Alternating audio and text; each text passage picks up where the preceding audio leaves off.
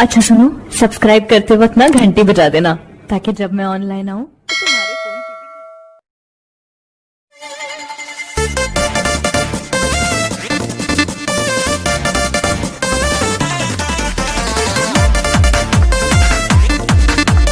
Presented by Ankita Films.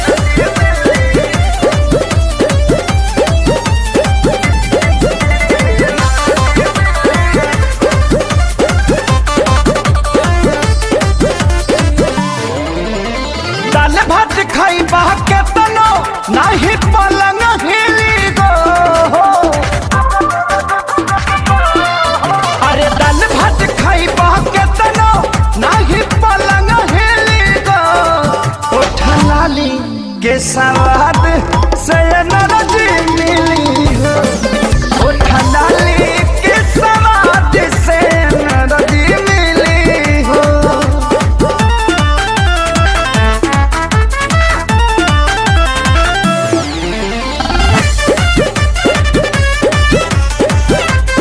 Presented by Ankita Films.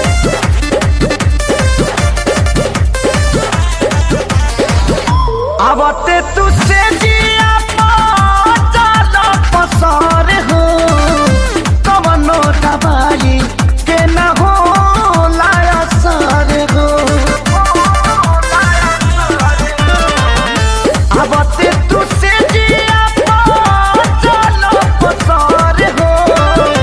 कवनो दवाई के न हो लाया सार हो।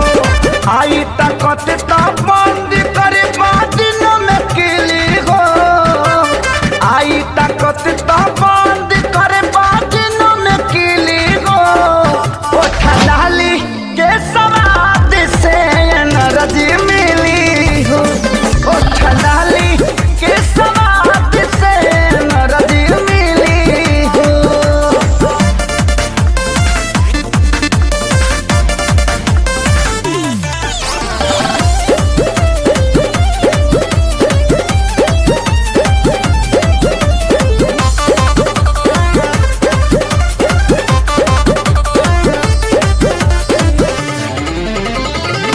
रोटी से पूरी खाई परदेस गईला।